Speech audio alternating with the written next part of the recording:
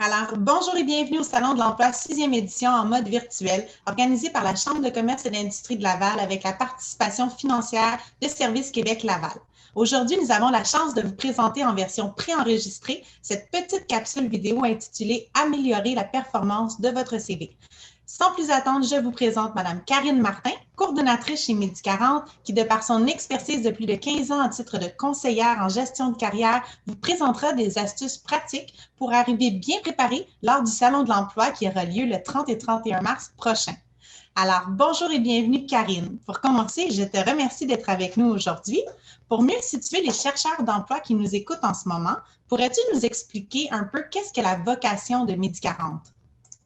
Eh bien, Medi40, on est un centre conseil spécialisé pour les chercheurs d'emploi de plus de 40 ans. C'est ceux qu'on appelle aujourd'hui les personnes d'expérience. Pour la capsule d'aujourd'hui, je vais rassurer tout de suite le chercheur d'emploi. Les conseils que je vais donner, ce sont des conseils très généraux qui s'adressent à tous les chercheurs d'emploi, même si parfois je vais peut-être être un petit peu plus spécifique à notre clientèle qui a un petit peu plus d'expérience. Parfait. Et pourrais-tu nous en dire davantage un peu sur le rôle qu'a un CV lorsqu'on cherche un emploi? Oui, absolument. Tu sais, dans la première question qu'on se demande, c'est quoi un CV performant? Bien, le rôle de votre CV, c'est de vous mener en entrevue. C'est son unique rôle. C'est quand on l'envoie, c'est votre outil marketing. Quand on l'envoie, on veut que le téléphone sonne. Donc, je vais évaluer la performance du CV par le nombre d'envois du CV et le nombre de fois où le téléphone sonne. Donc, je vais évaluer un petit peu son taux de percée. Donc, des fois, je rencontre des gens qui ont envoyé leur CV 20, 30, 50 fois, plus que ça, puis ils n'ont reçu aucun appel. Dans ce temps-là, je vous dirais que c'est le CV qui ne répond pas bien au marché et non pas vos compétences. Quand on envoie souvent son CV puis on n'a jamais de retour, ça peut être très, très décourageant, puis là, on peut se sentir un peu moins confiant d'un point de vue professionnel. On a comme l'impression que nos compétences sont pas recherchées sur le marché. Or, bien souvent, c'est juste le CV qui a besoin d'être un petit peu retravaillé pour bien présenter votre expérience, puis qui va faire que le téléphone va enfin sonner. C'est super intéressant, merci. Puis, si on pourrait dire, pour mieux comprendre, ce serait quoi, mettons, la structure idéale d'un CV, selon toi, comme les rubriques qui sont essentielles pour justement mettre du devant là, les compétences de chaque personne? Bien, en fait, ce que je dirais, c'est qu'il y a 3 modèles de CV. Il y a le modèle chronologique, il y a un modèle par compétence, puis il y a un modèle qui est appelé mix, qui fait un mélange de ces 2 modèles-là. Sauf que le modèle le plus courant, je vous dirais que c'est le modèle chronologique. Donc, je vais vous exposer quelques rubriques, bien, les rubriques principales qu'on retrouve dans le CV chronologique, puis je vous glisserai un mot sur le modèle par compétence par la suite. Donc, on commence, un CV, c'est toujours les coordonnées, votre profil, puis ensuite votre expérience professionnelle, puis la formation par la suite. Généralement, ça va ressembler à ça.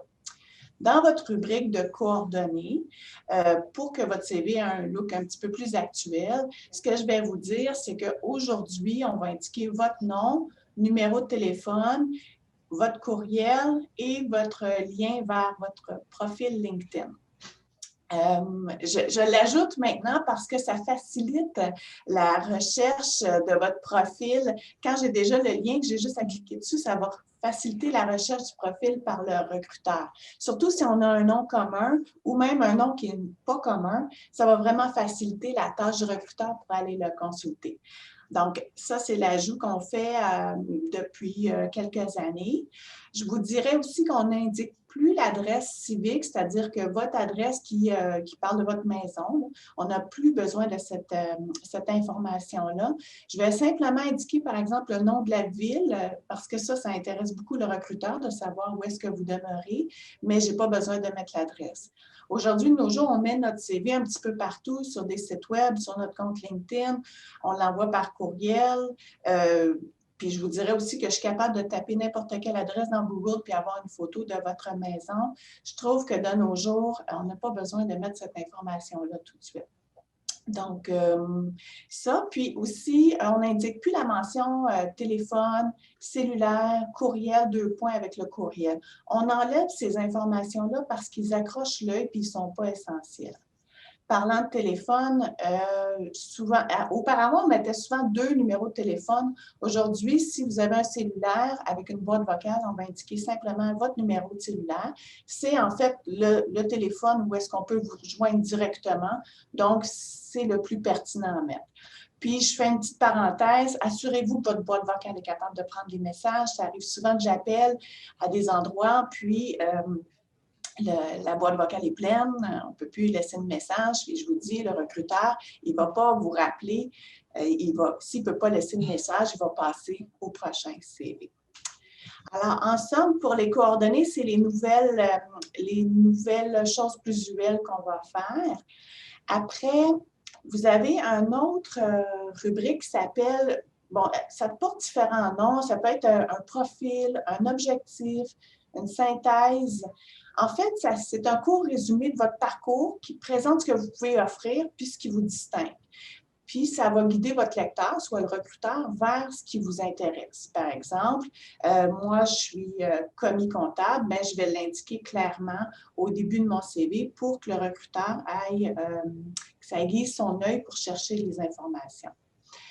On peut faire une courte description de 3 à 4 lignes de votre parcours professionnel, ce qu'on appelle un sommaire. C'est surtout utile quand vous allez vers le même type d'emploi qu'auparavant. Par exemple, je vais écrire « solide expérience dans l'industrie de l'alimentation. J'ai acquis et développé un solide réseau de contacts. » Bon, là, je parle de ce que j'ai fait par le passé. J'explique grosso modo une synthèse de mon parcours professionnel. C'est très utile quand je m'en vais vers le même type d'emploi qu'auparavant. Quand je vise un autre secteur d'activité où je veux vous donner un autre angle à ma carrière, je ne peux pas nécessairement parler de mon parcours professionnel, c'est peut-être mieux d'y aller vers un objectif professionnel. Donc, à ce moment-là, si je vise un autre secteur d'activité, je vais rédiger un texte qui décrit mon objectif d'emploi. Donc, je peux peut-être dire, par mon expérience en résidence de personnes âgées, je souhaite assurer le bien-être des personnes, puis là, je m'en vais plutôt vers l'avenir que de décrire le passé. Donc, c'est 2 différentes façons de faire, dépendamment de mon profil puis de vers où je veux me diriger. On peut aussi faire un sommaire simplement avec... Oui? Avais-tu une question? Non, c'était très intéressant ce que tu me disais au niveau de comment on s'adresse justement aux recruteurs. C'était ma prochaine question, justement, à savoir comment on s'adresse à cette personne-là, mais je pense que tu l'as quand même bien résumé là, au niveau de comment amener ton profil à parler à un recruteur différemment par rapport à ce que tu cherches. Oui, absolument, absolument. Puis tantôt, je vais vous donner d'autres trucs parce que c'est vrai ce que tu racontes, Josée, ce que tu dis, c'est que finalement, notre CV, on l'envoie à une personne, on écrit à quelqu'un, il faut lui parler à lui. Mon CV, si je l'envoie à un recruteur, c'est à lui que je m'adresse. Donc, il faut que je parle de choses qui l'intéressent lui. Donc, si je m'en vais je veux travailler dans une résidence de personnes âgées, puis j'ai toujours, moi, fait du développement des affaires. Ça a été ma carrière, mais parallèlement à ça, j'ai développé d'autres compétences parce que je me suis occupée de ma mère qui était malade, puis j'étais aidante naturelle, je me suis investie dans sa résidence de personnes âgées, j'ai fait de l'animation, d'activités, mais là, c'est plus les compétences de mon parcours professionnel que je veux mettre de l'avant. Donc, je vais aller chercher une autre façon de parler à mon recruteur parce que si je veux travailler dans une résidence de personnes âgées, je ne peux pas lui parler de mon expérience en gestion des affaires. Ça ne résonnera pas chez lui. Il faut que je parle avec lui de ce qui l'intéresse, lui. Donc, il faut adapter son CV au poste sur lequel je vais appliquer. Si je poursuis dans les différentes rubriques, vous avez aussi, si des fois je vais faire un petit résumé comme je viens de vous expliquer, mais parfois je vais juste faire un sommaire avec une liste à puces où est-ce que je vais expliquer mes connaissances, mes compétences particulières. Par exemple, mes langues, mes connaissances informatiques, si j'ai des cartes de qualification, des associations professionnelles, des prix que j'aurais gagnés, des choses comme ça. Puis je vais me servir de cette formule-là avec un sommaire avec des puces, par exemple, pour un poste de commis à la comptabilité, une préposée aux bénéficiaires, parce que les recruteurs vont chercher des choses très, très spécifiques, puis rapidement, ils vont arriver à le retrouver sur le CV grâce avec un sommaire avec des puces. Donc, je vais y aller plutôt de cette façon-là. Si vous êtes un cadre ou un professionnel, on veut les deux. On veut un texte qui vous présente de 3-4 lignes, puis on veut aussi un sommaire avec vos points d'expertise. Ça, c'est le début du CV. Ensuite, le gros du CV, c'est l'expérience professionnelle, bien sûr, où est-ce qu'on voit le nom de l'entreprise, le titre de votre poste. Puis, je vous dirais, vous pouvez mettre les années, bien sûr, mais vous n'êtes pas obligé de mettre les mois. Vous n'êtes pas obligé de mettre j'ai commencé en février 2002 et puis j'ai terminé en décembre 2009. Les mois sont pour moi superflus, donc je les retire puis je vais mettre simplement les années. Ce qui est le fun aussi à mettre dans une expérience professionnelle, sous le nom de l'entreprise, écrivez une petite courte description de l'entreprise, comme quelques mots, juste pour qu'on ait une idée dans quel secteur d'activité vous avez œuvré, à moins que ce soit des entreprises connues, bien sûr. Par exemple, si j'ai travaillé chez Hydro-Québec, on n'a pas besoin de la décrire. Mais si j'ai travaillé chez ABC Incorporé, ben, c'est peut-être une entreprise qui est peu connue. Donc, je pourrais faire une courte description pour spécifier mon secteur d'activité. Pour rédiger les responsabilités de votre poste, vous pouvez consulter des offres d'emploi pour vous en inspirer, parce que parfois, on oublie des choses qu'on a faites par le passé. Puis en consultant des offres d'emploi, ça va nous revenir en mémoire toutes les choses qu'on a effectuées par le passé. Puis je vous dirais que les responsabilités du poste, mettez entre 4 et 7 responsabilités, pas tellement plus parce que ça va devenir trop long.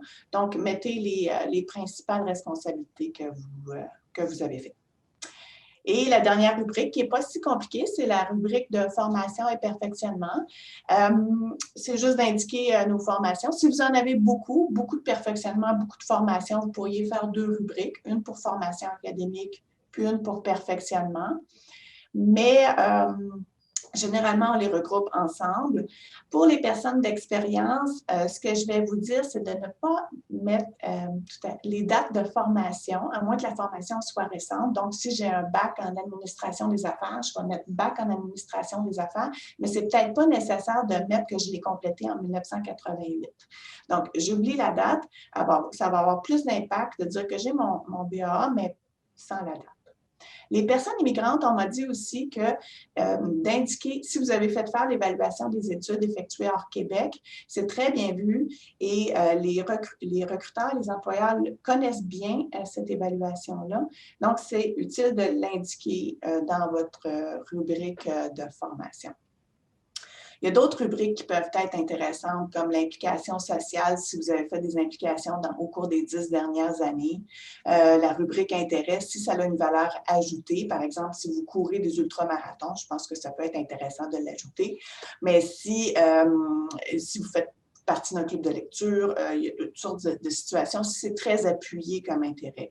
Mais si vous faites, ce ne sont que des loisirs, par exemple, avant on mettait faire du vélo, faire de la lecture, ça n'a aucune valeur ajoutée, donc à ce moment-là, je ne le mets pas. Il y a une rubrique qui s'appelle « Expérience précédente » qui s'adresse spécifiquement à la clientèle d'expérience. C'est-à-dire qu'un CV doit reculer environ 15 à 20 ans. Donc, je dis, dans les années 2000, on indique notre expérience sur notre CV. Si on a des expériences intéressantes, mais qui datent des années 90, ça peut être intéressant de le mettre. Il faut toujours se questionner, c'est quoi la valeur ajoutée de mettre cette information-là. Mais si je veux absolument la mettre, vous pouvez faire une autre rubrique, indiquer expérience précédente et là, indiquer le nom, le titre de votre emploi et l'employeur pour lequel vous avez travaillé, mais sans mettre les années à ce moment-là. Donc, ma règle, où est-ce que je dis qu'on recule 20 ans sur un CV, bon, naturellement, si vous avez commencé à travailler pour un employeur en 98, puis ça s'est terminé en 2006, c'est pas grave, le 98, là, le 2000, c'est pas une règle stricte, mais c'est autour de ça. Un CV, c'est 15 à 20 ans environ. Vous pouvez aussi... En année, c'est 15 à 20 ans. Si on y va par page, tu dirais, c'est environ combien de pages au maximum? Bien, c'est une bonne question. Il y a beaucoup de monde qui se pose cette question-là. Je dirais qu'il n'y a pas naturellement, c'est pas une science exacte, le CV.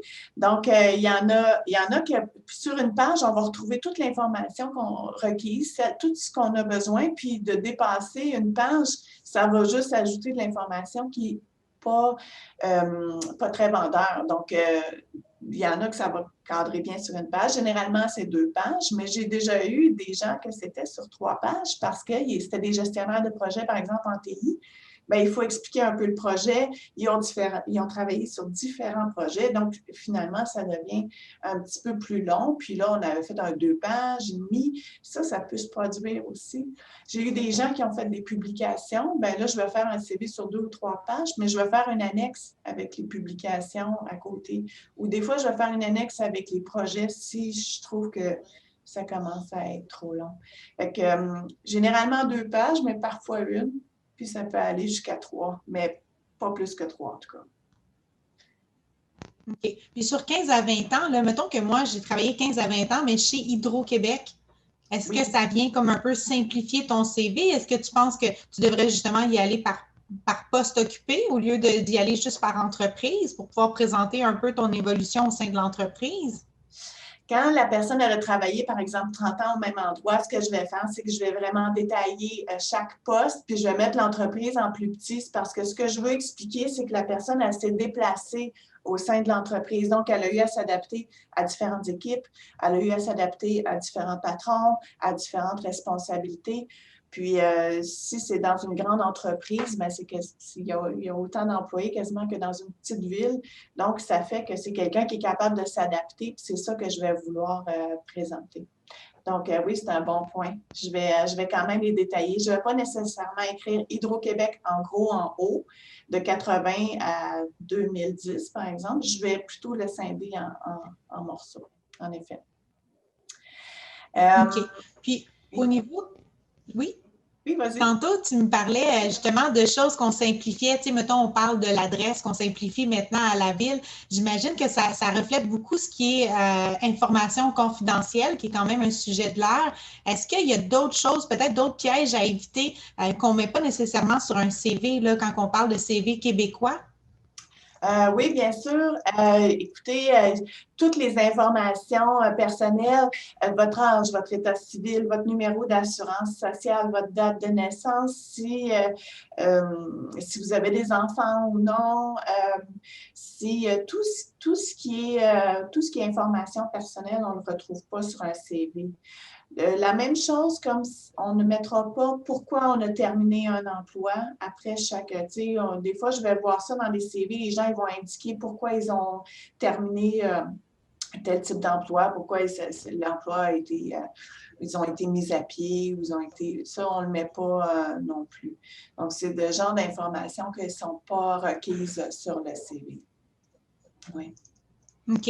Puis là, je me mets dans la peau de quelqu'un là, qui a beaucoup de questions ou peut-être même pas d'ordinateur, qui aimerait ça avoir de l'aide justement pour soit rédiger, soit réviser son CV. Saurais-tu nous dire, si on parle là, aux chercheurs d'emploi, comment est-ce qu'on peut trouver de l'aide, surtout en temps de pandémie actuelle à ce niveau-là?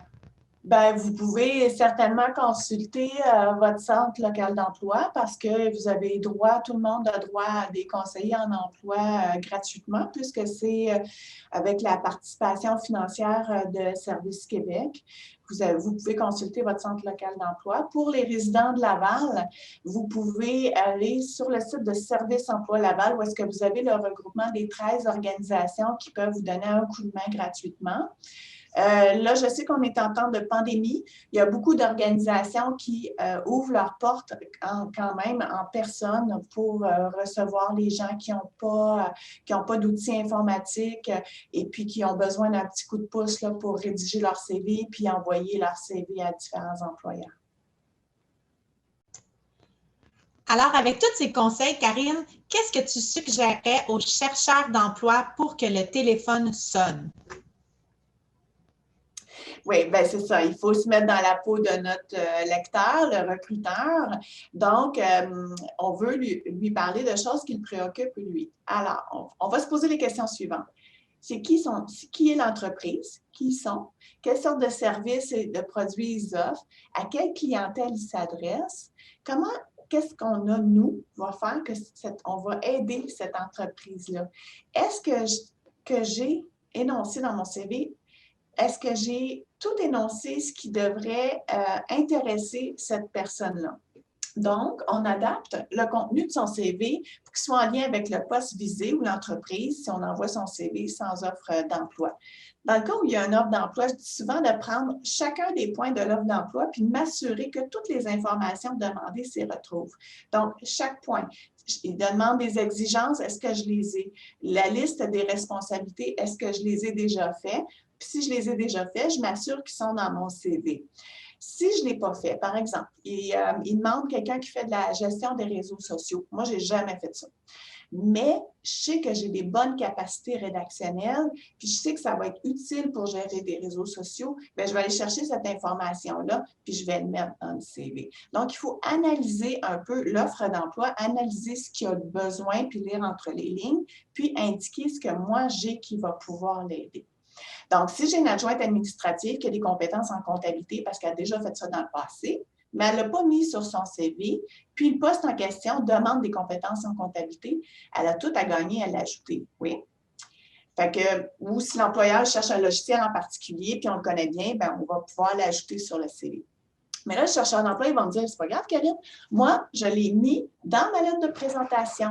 Puis je vous félicite, c'est un très bon réflexe de vouloir ajouter l'information. Le problème avec ça, c'est que le recruteur va voir votre CV, il va évaluer votre candidature sur votre CV. Et s'il est intéressé par votre candidature, là, il va lire votre lettre de présentation. Donc, si l'information essentielle se retrouve sur votre lettre de présentation, on vient de rater notre cible parce que ce n'est pas le document qu'il va lire en premier.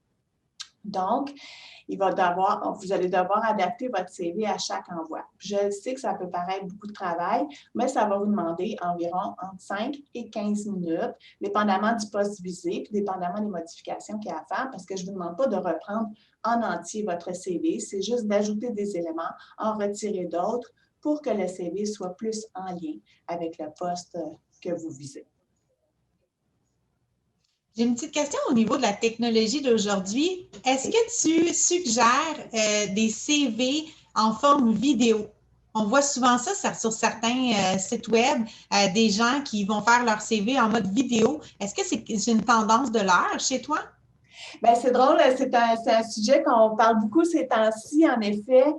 C'est assez partagé, je vous dirais, les opinions, mais c'est sûr que si vous faites votre CV, vous faites une lettre de présentation, vous avez votre profil LinkedIn, puis vous ajoutez un CV vidéo à tout ça, bien, ça montre vraiment votre motivation à obtenir un poste. Fait qu'il y a ça. Cependant, il faut que vous vous présentiez bien à la caméra. Ce n'est pas donné à tout le monde d'avoir... je sais que chez les jeunes, ils se filment beaucoup, hein, fait qu'ils sont peut-être plus habitués. Chez ma clientèle, c'est pas naturel pour nous de passer devant la caméra. Donc, il faut vraiment que ça donne un bon résultat pour qu'on ne passe pas à côté. Puis, les recruteurs, ben, ça va être comme le reste. Ils vont probablement regarder le CV en premier. Puis s'ils sont intéressés par ce qu'ils voient, là, ils vont aller voir la vidéo. Fait que c'est comme un ajout intéressant, mais je pense que ce n'est pas essentiel, pas encore en tout cas. Bien. Comment qu'on fait pour mettre les mots-clés sur un CV? Comment qu'on fait pour s'assurer que ça soit lisible? En effet, c'est vrai, tu as raison. Les mots-clés, il faut en insérer dans notre CV parce que il faut les dénicher parce que ce qui arrive, c'est que votre CV est souvent lu pour commencer par un robot. Puis le robot, lui, ce qu'il va essayer de trouver, ce sont les mots-clés dans votre CV. Par la suite, une fois que votre robot l'a fait ressortir votre CV, là, c'est le recruteur, c'est un humain qui va le lire. Mais lui aussi, il va essayer de repérer les mots-clés de son marché. Je vous donne un exemple. Je fais un changement de carrière. Je ne suis plus conseillère en emploi, puis je deviens une conseillère en ressources humaines. Vous, les chercheurs d'emploi, en ce moment, vous êtes mes clients. Je vous appelle mes clients. Si je m'en vais vers le côté des ressources humaines, vous allez devenir des candidats. Donc, le mot vient de changer. Il faut que vous trouviez le mot qui fait vibrer votre marché. Donc pour les dénicher, des fois, sur les sites d'emploi, vous allez trouver les mots qui sont recherchés dans le secteur d'activité que vous visez. Essayez aussi dans votre CV d'être clair et concis. L'idéal, ce serait que votre présentation soit aérée puis qu'on repère facilement l'information. Pour faire ça, faites de l'économie de mots. Retirez tous les mots qui n'ont pas de valeur ajoutée, tout ce qui ne sert pas, comme le mot divers. Rédiger divers rapports. Le mot divers n'a pas de valeur ajoutée. Il y a des mots comme plusieurs, différents, variés. Ça, c'est des mots qu'on peut retirer pour éviter que votre phrase soit trop longue. C'est le fun quand on est capable de lire la responsabilité en presque un coup d'œil. Donc, ça facilite beaucoup la tâche aux recruteurs pour lire votre CV. Et puis, essayez aussi d'être très précis. Si vous avez géré un budget, vous avez géré un budget de combien? Si vous avez supervisé une équipe, vous avez supervisé une équipe de combien de personnes? Est-ce que vous êtes capable de donner des chiffres, des résultats en chiffres ou sinon de façon qualitative? Essayez d'être précis dans votre description. Puis aussi, on parle beaucoup du contenu depuis tantôt, mais il faut aussi parler du contenant. Il faut que votre CV soit attrayant. Puis aujourd'hui, on est capable d'ajouter un petit peu de couleur à votre CV. Si vous voulez bien, je vais vous faire un partage d'écran pour vous présenter un CV avec et sans couleur. Puis ça va vous donner une idée. Alors, voici. À gauche, c'est le même CV. À gauche, c'est un CV plus traditionnel qu'on avait auparavant, qui est en noir et blanc. Puis, à droite, on a un CV où est-ce qu'on a ajouté quelques touches de couleur. C'est sobre quand même, mais on a ajouté quelques touches de couleur et on a ajouté aussi quelques réalisations au CV. Donc, vous voyez que juste en ajoutant des petites touches de couleur comme ça dynamise le CV puis que ça facilite la lecture. Ça fait que nos rubriques sont facilement repérables. Et c'est ça qu'on veut dans un CV. C'est de faciliter la tâche du recruteur dans sa lecture. Voilà. Écoute, merci beaucoup, Karine, pour tous tes conseils précieux. Je pense que ça va aider beaucoup les chercheurs d'emploi à savoir un peu comment être bien préparé, comment avoir son CV performant.